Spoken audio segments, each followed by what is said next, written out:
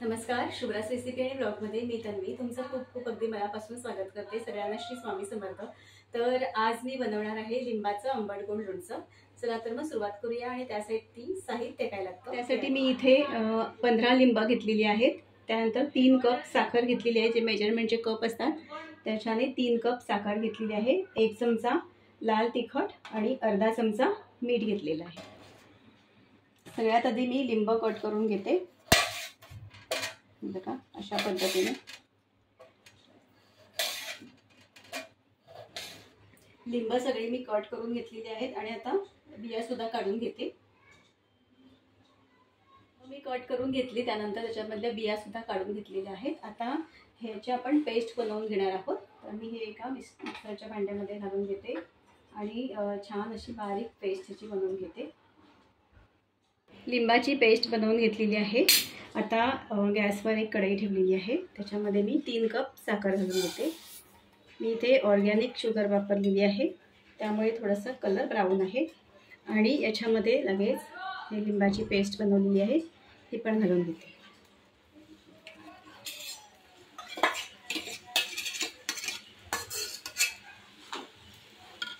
आणि आता आपण साखर ही छान विरघळून घेऊया याच्यामध्ये।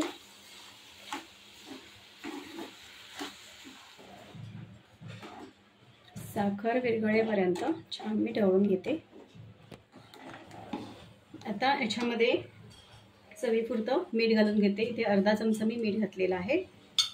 मीठ खूप जास्त घालायचं नाही आहे याच्यामध्ये। आणि लाल तिखट मिरची पावडर आहे ती घालून घेते। 1 चमचा मिरची पावडर घातलेली आहे। आणि आपण छान ढवळून घेऊया। बघा आता मिरची पावडर घातल्याने कलर बघा किती सुंदर आलेला आहे। आता आपल्याला हे थोडंसं घट्ट होईपर्यंत छान असं ढवळत राहायचं आहे।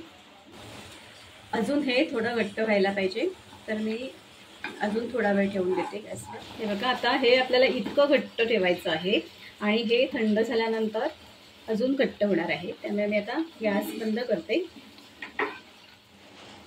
तर हे थंड झालेलं आहे, मी काढून घेते।